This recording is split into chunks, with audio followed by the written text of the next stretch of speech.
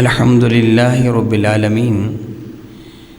الصلاۃ والسلام علی سید الانبیاء والمرسلین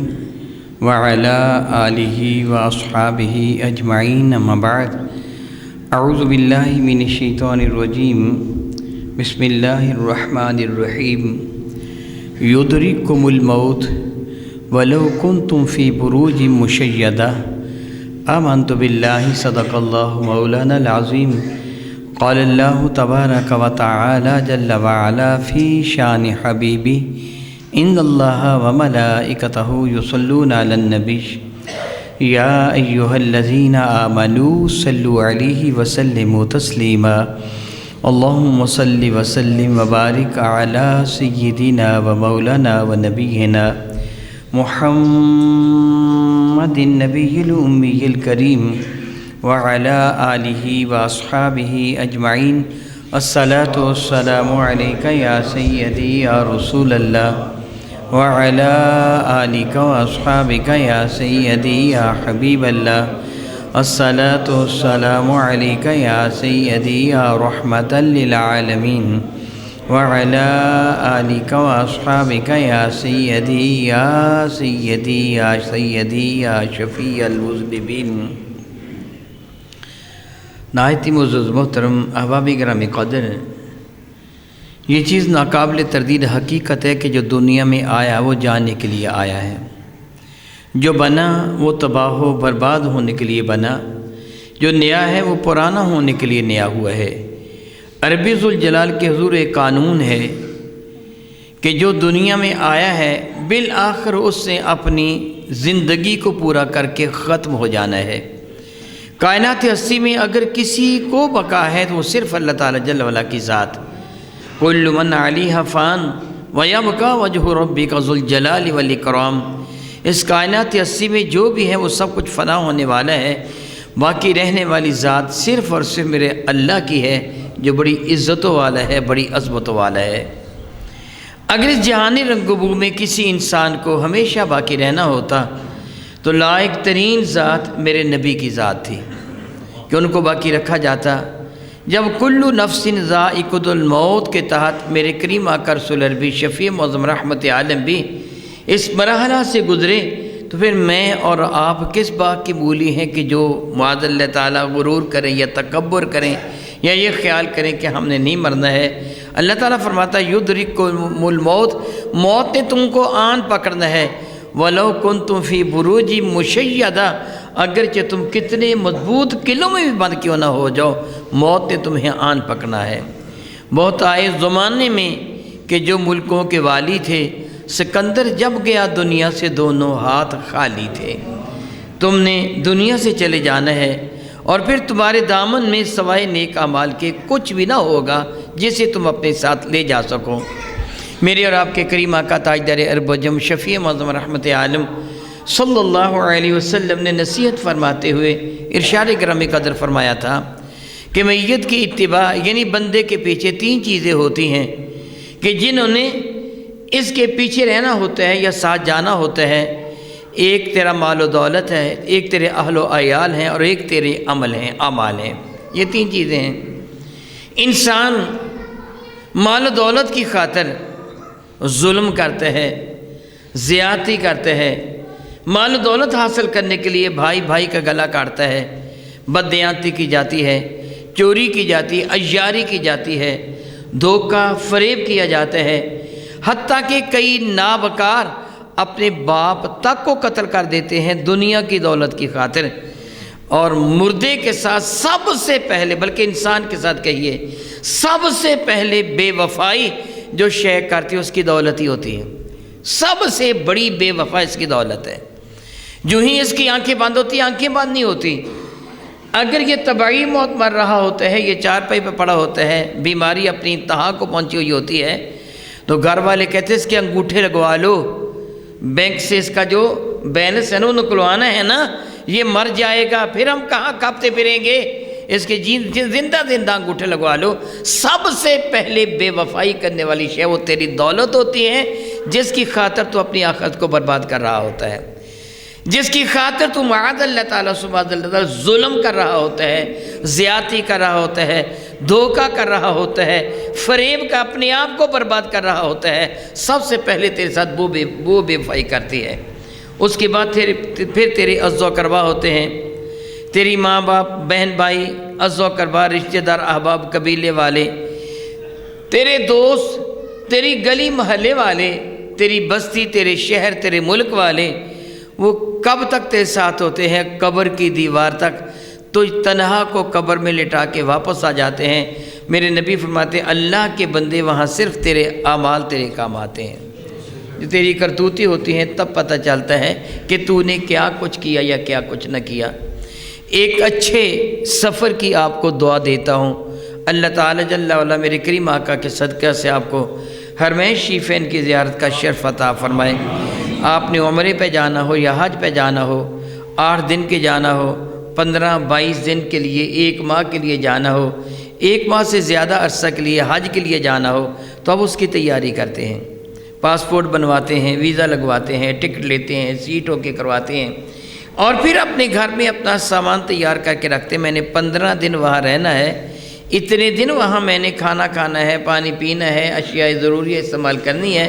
کیا میرے پاس اتنی رقم ہے؟ زاد راہ میرے پاس ہے، راستے میں مجھے کسی شے کی ضرورت پڑے گی تو وہ چیز میرے پاس موجود ہے، میں کون سا سامان جمع کرواؤں گا، کون سا ہاتھ میں پکڑوں گا، کس کی مجھے ضرورت پڑ سکتی ہے؟ یہ میرا اللہ جانتا ہے کہ وہ تجھے مقدر ہوگا بھی کہ نہیں ہوگا۔ کتنی مرتبہ ایسے ہوتا ہے یہ سفر مقدر میں ہی نہیں ہوتا،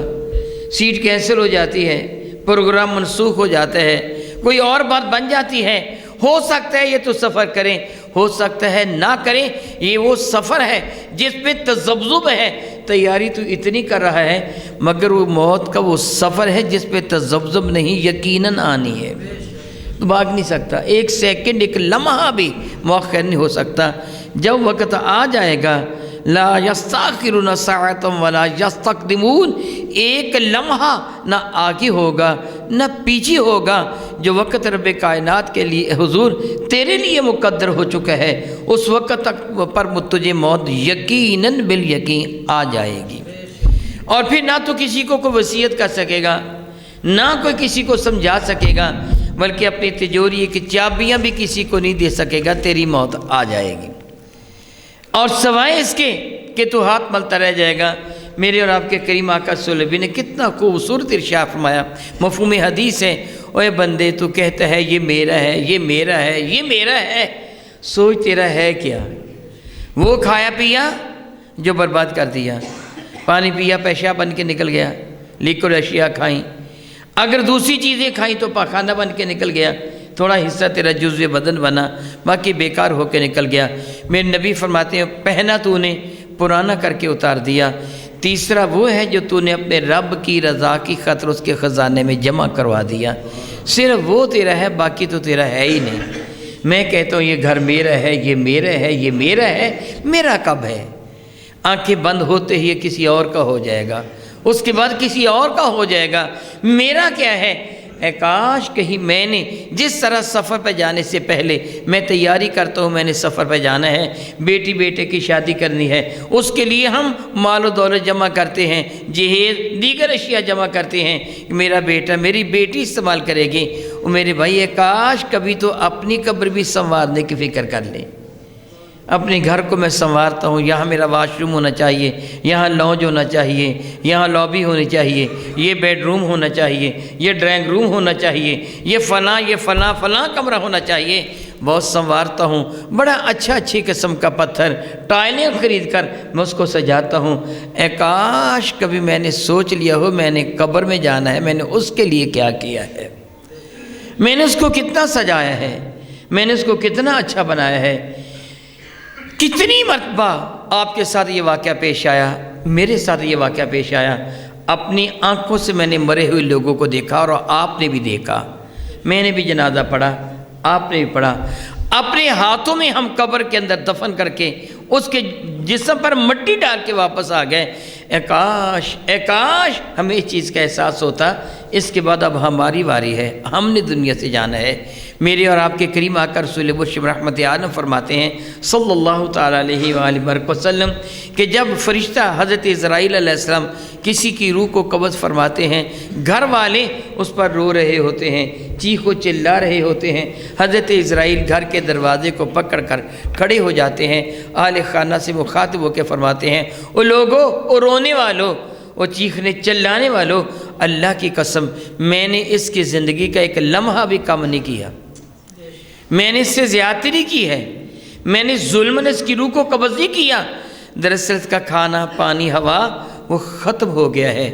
اب اس کی موت آنا تھی، میں اس کی روح کو قبض کر کے جا رہا ہوں۔ اور رونے والوں یاد رکھو میں اس وقت تک تمہارے ہاں آتا رہوں گا جب تک تم میں ایک شخص بھی باقی ہے۔ میرے نبی فرماتے اگر اسرائیل کی یہ بات وہ رونے والے سن لیتے تو مرنے والے کو چھوڑ کر اپنے آپ کو رونا شروع کر دیتے، میری باری ہے، اب اس کے بعد میری باری ہے، میں نے جانا ہے۔ بہت عزت والے میرے بھائیوں، اے کاش ہمیں اس چیز کا احساس ہو جائے، ہمیں اس چیز کا یقین ہو جائے، حالانکہ یقین ہے ہم نے مرنا ہے، لیکن افسوس، صد افسوس، ہمیں اس کی پرواہ نہیں ہے۔ ہم نے مرنا ہے، مجھے بھی پتہ ہے میں نے مر جانا ہے، آپ کو بھی پتہ ہے ہم نے مر جانا ہے، کس قدر افسوسناک حقیقت ہے، ہمیں اس کی پرواہ نہیں ہے، ہم اس کے لیے توغ و دو نہیں کرتے، جانتے ہیں کہ یہ مال و دولت ہمارے ساتھ جائے گا نہیں، مگر اس کو حاصل کرنے کی کوشش کرتے ہیں۔ جائز طریقے سے ہوتا تو جدا بات تھی، ہم تو ناجائز راہیں بھی اس کے اختیار کرتے ہیں، اپنے آپ کو برباد کرنے کے راستے اختیار کرتے ہیں۔ اے کاش، اے کاش، اے کاش کہ ہمیں ایک چیز کا احساس ہو جائے۔ میرے کریم آقا تاجر عرب و عجم شفیع معظم رحمت عالم صلی اللہ علیہ وسلم ارشاد فرمایا کرتے تھے موت کو اکثر یاد کیا کرو، یہ لذات کو توڑ دیتی ہے، تباہ و برباد کر کے رکھ دیتی ہے۔ سیدنا عثمان غنی رضی اللہ تعالیٰ عنہ سے ایک طویل حدیث مبارکہ مروی ہے، میں اس کا مفہوم آپ کو عرض کرتا ہوں، اور پھر دیکھیے میں اپنے لیے کیا کر رہا ہوں اور آپ اپنے لیے کیا کر رہے ہیں۔ ابن ابی دنیا کے حوالہ سے علامہ جلال السیوطی رحمۃ اللہ تعالیٰ علیہ نے شرح الصدور فی احوال تذکرۃ الموت والقبور میں یہ حدیث مبارکہ نقل فرمائی۔ ایک مرتبہ میرے اور آپ کے کریم آقا حضور رسول مرشد رحمت عالم صلی اللہ تعالیٰ علیہ وآلہ وسلم جنت البقیع شیفہ میں تشریف لائے۔ ایک صحابی کی نماز جنازہ ادا فرمانا تھی، نماز جنازہ ادا فرمانی، قبر نکالی جا رہی تھی، تھوڑا سا وقت تھا، میرے نبی قبر کے سرحانے تشریف فرما ہو گئے، قبرستان میں بیٹھے ہیں، قبر کے سرحانے بیٹھ گئے۔ سیدنا عثمان غنی فرماتے رسول رحمت کے ہاتھ میں ایک تنکا تھا، لکڑی کی ایک کھپانچ سی، اور حضور سید عالم زمین پر اس کے ساتھ لکیریں لگا رہے تھے۔ یہ صحابہ کرام کا کمال درجے سے میرے نبی کے ساتھ تعلق اور محبت ہے کہ حضور کے ایک ایک عمل کو ضبط تحریر میں لا رہے ہیں۔ حالانکہ یہ بیان کرنے کی ضرورت نہیں تھی، مگر صحابی بیان کر رہے ہیں، حضور زمین پر یوں یوں کر کے لکیریں سے لگا رہے تھے۔ پھر حضور نے ایک آہ بھری ہائے کر کے کہا، ہم صحابہ نے کہا یا رسول اللہ، اللہ تعالیٰ جل وعلا کی رحمت نازل ہوں، کیا ہوا؟ تو رسول رحمت نے قبر کی جانب اشارہ کر کے فرمایا یہ آخرت کی منزلوں کی پہلی منزل ہے، اگر یہ سلامتی سے گزر گئی تو امید ہوتی ہے آگے بھی سلامتی ہو گئی، اگر یہیں انسان پھنس گیا تو پھر ڈر ہوتا ہے کہ اگلا حصہ کیسا گزرے گا۔ پھر صحابہ کرام میرے نبی کے گرد گرد جمع ہو گئے، میرے نبی نے اس کے سامنے اشارے گرامی قدر فرمایا یاد رکھو دنیا سے سب نے چلے جانا ہے۔ میرے نبی نے فرمایا جب کسی بے دین، کسی کافر، کسی ظالم، فاسق و فاجر، کسی منافق کی روح نکلتی ہے تو پھر معاذ اللہ تعالیٰ سبحان اللہ تعالیٰ اس کے پاس جو اسرائیل علیہ السلام تشریف لاتے ہیں تو جہنم کے فرشتوں کے ساتھ آتے ہیں، جہنم کے فرشتوں کے ہاتھوں میں جہنم کے آنکڑے ہوتے ہیں۔ آنکڑا اس ہتھیار کو کہا جاتا ہے جس کے ساتھ ہاتھی کو آگے چلایا جاتا ہے۔ یہ دو سوئے ہوتے ہیں اس طرح، ایک سوہا سیدھا ہوتا ہے، ایک یوں مڑا ہوا ہوتا ہے، جس طرح بیری کے دو کانٹے ہوتے ہیں، ایک سیدھا ہوتا ہے ایک مڑا ہوا ہوتا ہے، اسی طرح آنکڑا ہوتا ہے۔ ہاتھی کو کبھی یہ سوہا مارا جاتا ہے، کبھی اس سے یوں کر کے کھال کو کھینچا جاتا ہے اس کو آگے چلانے کے لیے، روکنے کے لیے۔ وہ جہنم کے آنکڑے جو آگ کے بنے ہوئے، یہ لوہے کے جہنم کے آنکڑے آگ میں گرم ہو کے آگ بنے ہوئے، فرشتے لے کر حد نگاہ تک بیٹھے ہوتے ہیں، اور اتنے مہیب اور ڈراؤنے وہ فرشتے ہوتے ہیں کہ جن کے تصور سے ہی روح کانپ اٹھتی ہے۔ اور اس شخص کی روح جس کی روح کو نکالنا مقصود ہوتا ہے، حضرت اسرائیل علیہ السلام فرماتے ہیں خبیث روح جہنم کی آگ کی جانب، غلیظ دھوئیں کی جانب اور رب کے غضب کی جانب نکل وہ روح جسم میں پھیل جاتی ہے۔ پھر جب اس روح کو نکالا جاتا تو کیفیت کیا ہوتی ہے؟ میرے اور آپ کے آقا رسول مرشد رحمت عالم صلی اللہ علیہ وسلم مثال دے کر سمجھایا کرتے تھے۔ اس کی مثال یوں دی گئی، جس طرح کسی کے پاخانے کے راستے سے کانٹے دار جھاڑی کو داخل کر لیا جائے، اس حال میں کہ اس کا ہر کانٹا ہر بال کی جڑ میں الجھا ہوا ہو، آنتڑیوں میں دھنسا ہوا ہو، پھر پوری قوت کے ساتھ اس کو کھینچا جائے منہ کے راستے سے، پورے جسم کی چمڑی بھی ادھر جائے اور آنتڑیاں بھی چورا چورا ہو جائیں، جس قدر تکلیف اس کو ہوتی ہے اس سے بڑھ کر تکلیف اس کی روح کو ہوتی جب نکالی جاتی ہے۔ پھر میرے کریم آقا نے ایک اور موقع پر ایک اور مثال دی، اہل عرب کے ہاں جس طرح آج ہمارے ہاں یہ کاٹن وغیرہ کپاس ہوتی ہے، ہم اس کی روئی تیار کرتے ہیں، عرب میں یہ چیز بہت کم تھی، نہ ہونے کے برابر، دوسرے علاقوں سے یہ کپاس وغیرہ آتی تھی۔ خطہ حجاز میں بالخصوص مکہ مکرمہ مدینہ طیبہ میں لوگ بھیڑ بکریاں چرا کر گزارا کرتے تھے، اور ان کی اون کا عموماً لباس پہنا جاتا تھا، اور اون کو جانور کے جسم سے اتار کر ڈھیر لگاتے، تیز ہوائیں چلا کرتی تھی، ان ہواؤں سے بچانے کے لیے اون کے اوپر پانی کا چھڑکاؤ کر دیتے، جس طرح ہم ریت کے ڈھیر پر پانی کا چھڑکاؤ کر دیتے ہیں کہ ریت نہ اڑ جائے، اس طرح وہ روئی نہ اون پر پانی کا چھڑکاؤ کر دیتے تھے۔ میرے کریم آقا رسول اللہ نے صحابہ سے فرمایا تم نے گیلی اون تو دیکھی ہے نا جس پر پانی کا چھڑکاؤ کیا گیا ہو؟ عرض کیا یا رسول اللہ تقریباً ہر گھر میں موجود ہے، بھیڑ بکریاں تو ہمارے ہاں ہیں، ہر گھر میں اون موجود ہے۔ فرمائیں گے تم مجھے بتاؤ 100 لاکھ لوہے کا سریا لے کر آپ اس کو اتنا گرم کریں کہ وہ بالکل سرخ ہو جائے، جب وہ خوب سرخ ہو جائے اسے کسی شے سے اٹھا کر اس اون میں رکھ کر کھینچو تو اون کی حالت کیا ہوتی ہے؟ آپ جانتے ہیں کہ بال آگ میں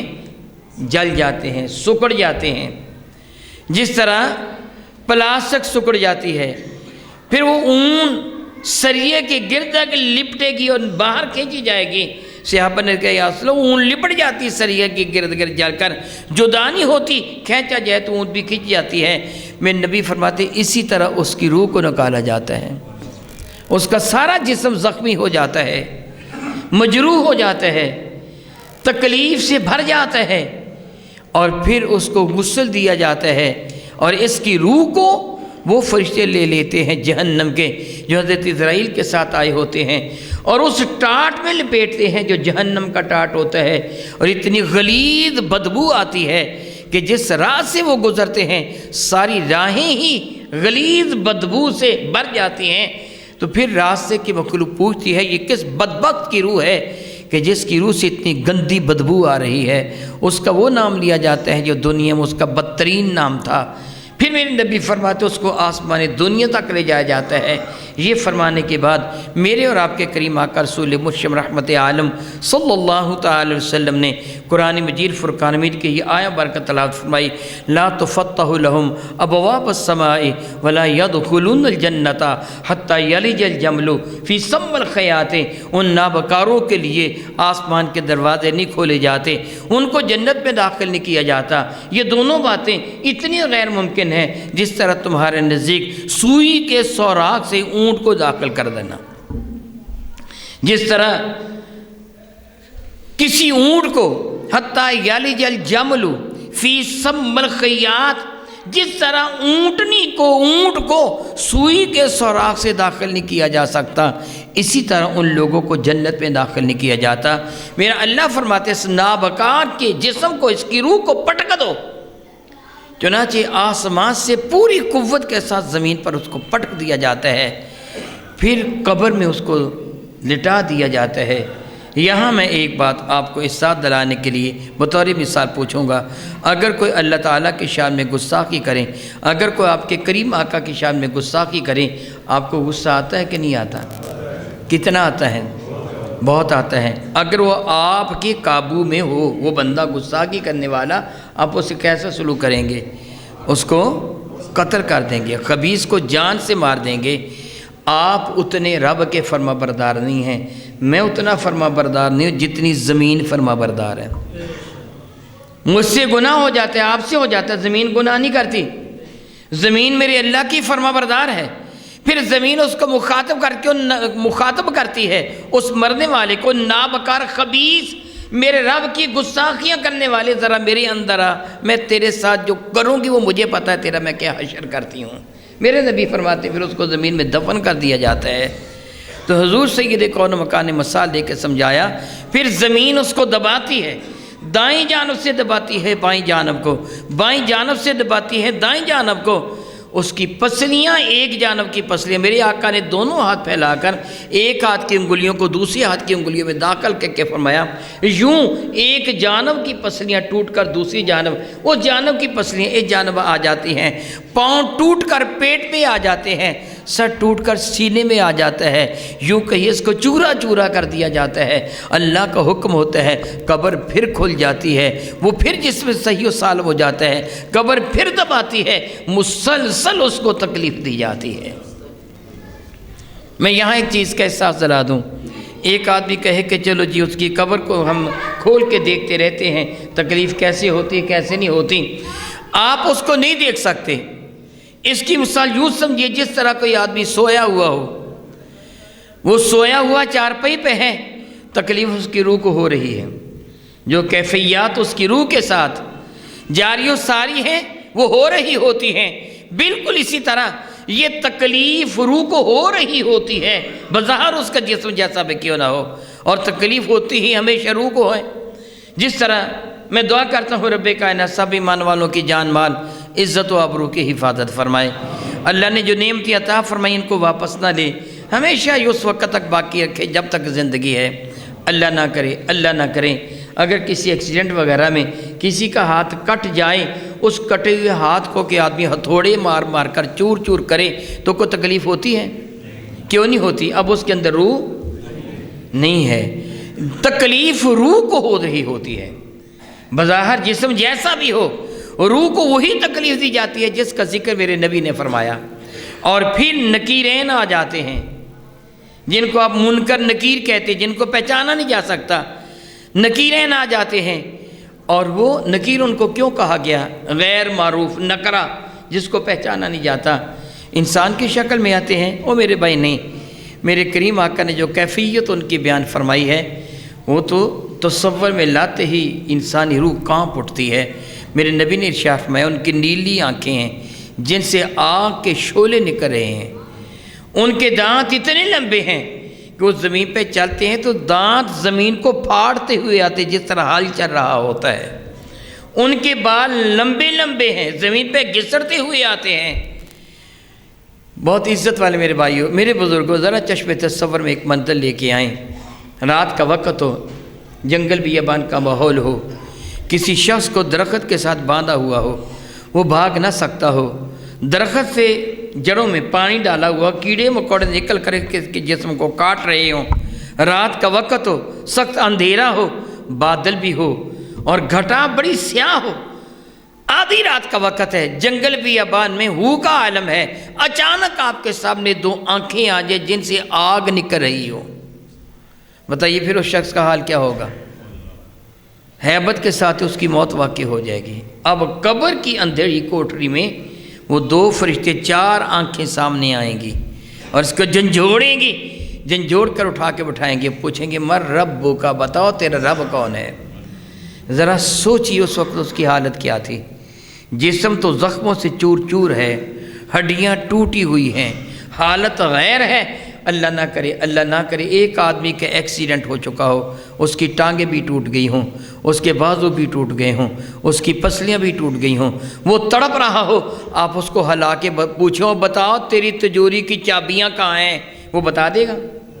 وہ کیا کہے گا؟ اوے میں مر رہا ہوں، مجھے کیا پتا، مجھے کچھ خبر نہیں ہے۔ یہی حالت اس بدبخت کی ہوگی۔ اس سے پوچھا جائے گا مر ربو کا، وہ کہے گا میں تو تڑپ رہا ہوں، مجھے کیا پتہ ان باتوں کا، رب کون ہے؟ ہیہات لا ادری، ہائے میرے لیے افسوس ہے، میں نہیں جانتا رب کون ہے۔ پوچھیں گے ما دینوں کا، تیرا دین کیا ہے؟ وہ کہے گا ہے ہاتا لا ادری، ہائے میرے لیے افسوس ہے، میں نہیں جانتا کہ میرا دین کیا ہے۔ پھر میرے نبی کی زیارت کروا کے پوچھا جائے گا ما کنت تقول فی حق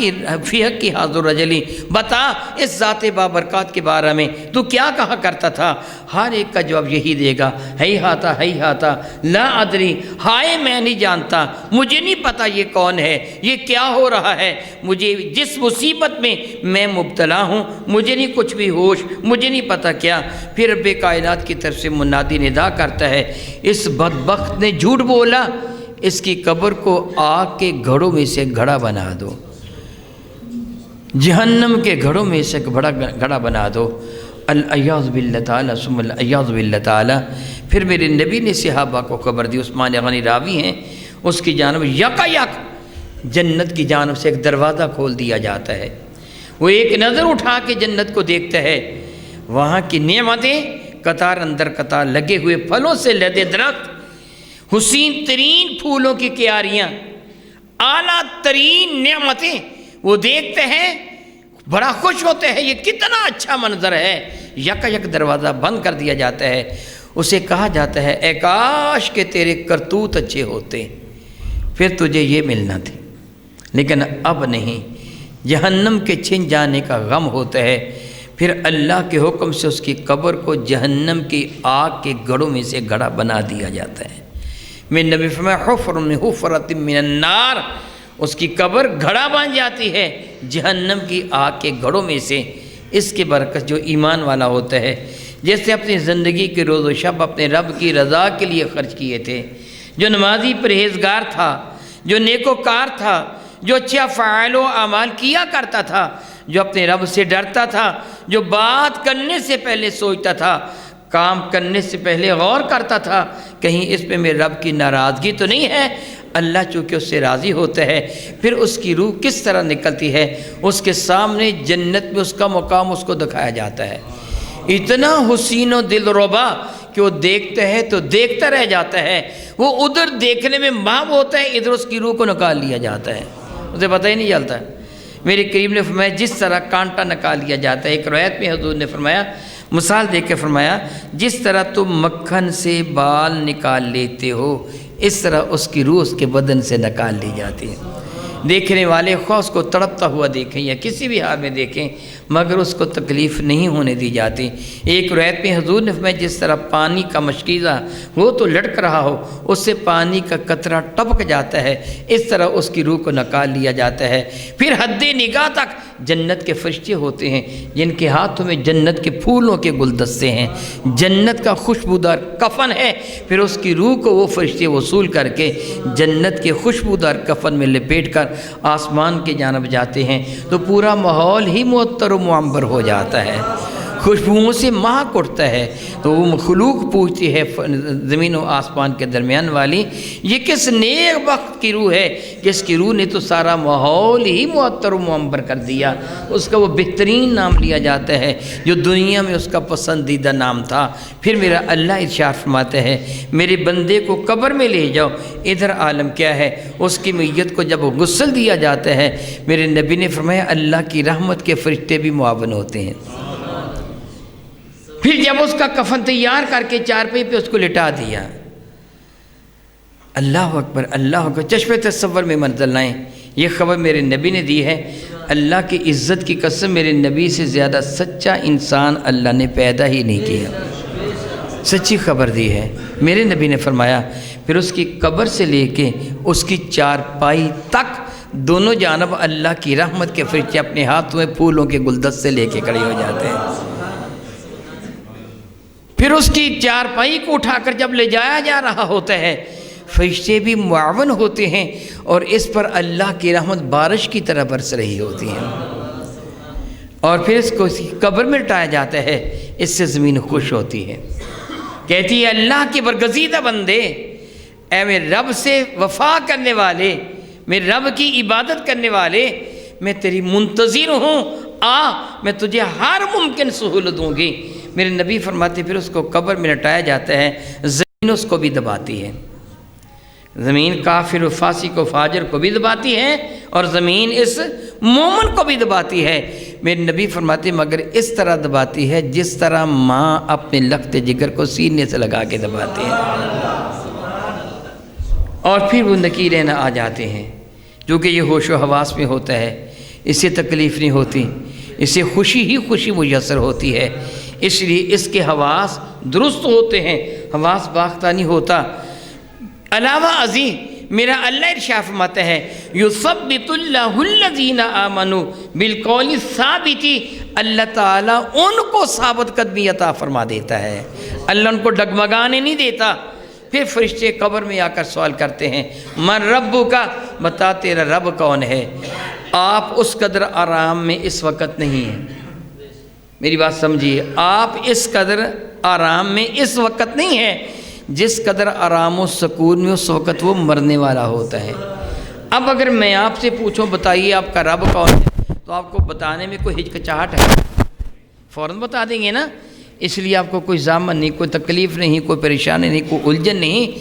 اس وقت تو مرنے والا آپ سے بھی زیادہ سہولت میں ہوگا، اس لیے اس کو بتانا کوئی مشکل ہی نہیں ہوگا، وہ فوراً کہتا ہے کہ ربی اللہ، میرا رب اللہ ہے۔ اس سے دوسرا سوال کریں گے کہ ما دینو کا،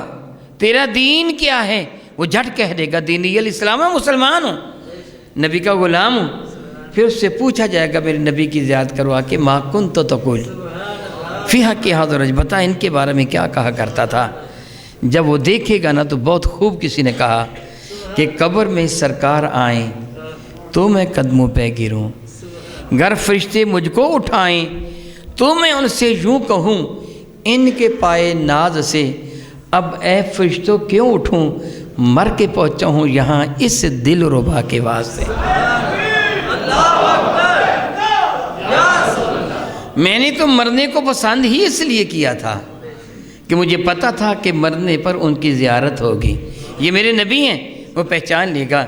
پھر منادی ندا کرے گا میرے بندے نے سچ کہا،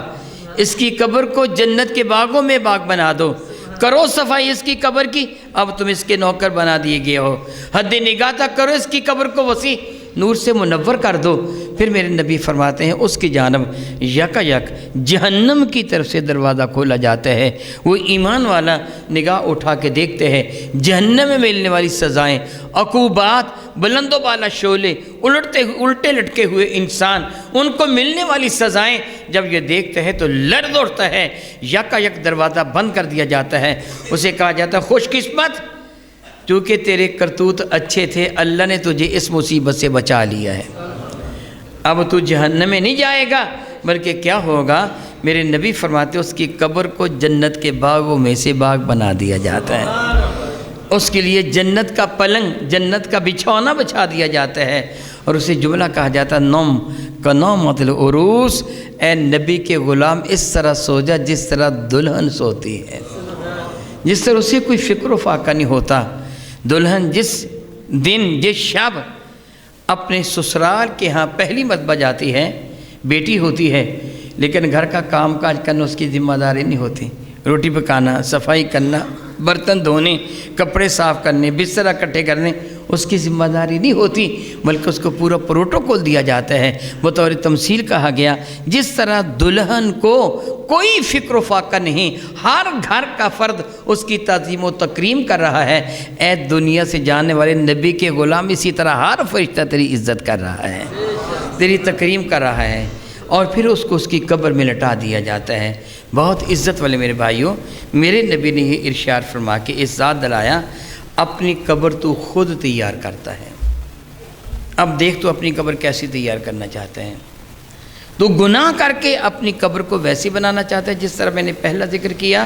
یا پھر اللہ کو راضی کر کے اپنی قبر کو وہ بنانا چاہتا ہے جو ایک ایمان والے کی قبر کی میں نے مثال آپ کو دی ہے، یہ میں نے اپنی طرف سے نہیں دی، میرے نبی نے بتایا ہے، اور حضور نے صرف اس بات سے بتایا، اس لیے ہمیں احساس دلایا کہ ہم اپنی قبر کو سنوار سکیں۔ جس طرح آج میں اپنے گھر کو سنوارتا ہوں، یہاں یہ ہونا چاہیے، یہاں یہ ہونا چاہیے، یہاں یہ ہونا چاہیے، حالانکہ مجھے یقین ہے یہ گھر میرا نہیں ہے، میرے آنکھیں بند ہوتے ہی کسی اور کا ہو جائے گا، وہ اپنی ضرورت کے مطابق معلوم نہیں پھر کیا ترمیم کرے گا کیا نہیں کرے گا، لیکن قبر تو میری اپنی ہے، اے کاش میں اپنی قبر کے لیے کچھ کر جاتا۔ میرے نبی نے یہ احساس دلایا۔ اب جانتے ہیں کہ کتنی تیزی کے ساتھ ہم قبر کی طرف جا رہے ہیں۔ رات تھی وہ بیت گئی، اب دن طلوع ہوا تھا وہ بھی آدھے سے زیادہ بیت گیا۔ اب میں اور آپ یہاں بیٹھے ہیں، پھر یہاں سے اٹھ کے چلے جائیں گے، پھر رات آ جائے گی۔ میں نہیں جانتا کون کون زندہ رہے گا، کس کس کو اللہ تعالیٰ قبر تک پہنچا دے گا۔ محترمین، بلا شک و شبہ بالیقین ہم نے ایک نہ ایک دن مرنا ہے، اور ہمیں اس چیز کا احساس اچھی طرح ہونا چاہیے کہ ہمیں قبر میں جو کچھ ملے گا کسی اور نے نہیں بتایا، کہ جس کے پہ یقین نہ ہو، بتایا اس ذات نے ہے جو کائنات میں رب کے بعد سب سے سچی ذات ہے، انہوں نے بتایا ہے، اور جو بتایا ایسے ہی ہے۔ ہمیں اپنی قبر کی فکر کرنا چاہیے۔ محترمی، آپ کے علم میں ہے کہ مولانا خادم حسین رضوی فوت ہو گئے۔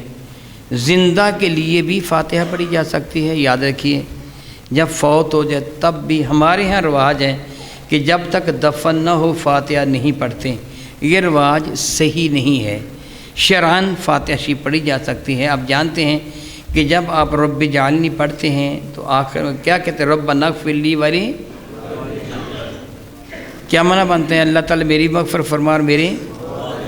تو کیا یہ وہی پڑھتا ہے جس کے ماں باپ مرے ہوتے ہیں؟ کہ زندہ والوں بھی پڑھتا ہے؟ جس کے زندہ وہ بھی پڑھتا ہے نا۔ پتہ چلا زندہ کے لیے بھی دعا کی جا سکتی ہے، مرے ہوئے کے لیے بھی، خواہ اس کو دفن کیا جائے یا نہ کیا جائے، دعا کی جا سکتی ہے۔ ایک دفعہ سورۃ الحمد، 3 دفعہ سورہ فاتحہ کی تلاوت کر لیں۔ بسم اللہ الرحمن الرحیم۔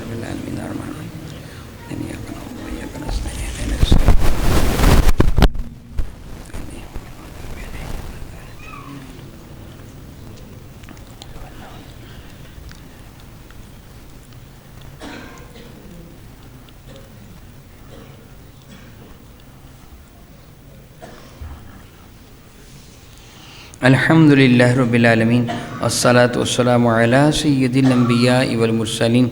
وعلی آلہ واصحابہ اجمعین۔ اللہم یا ربنا آتنا فی الدنیا حسنہ وفی الآخرۃ حسنہ وقنا عذاب النار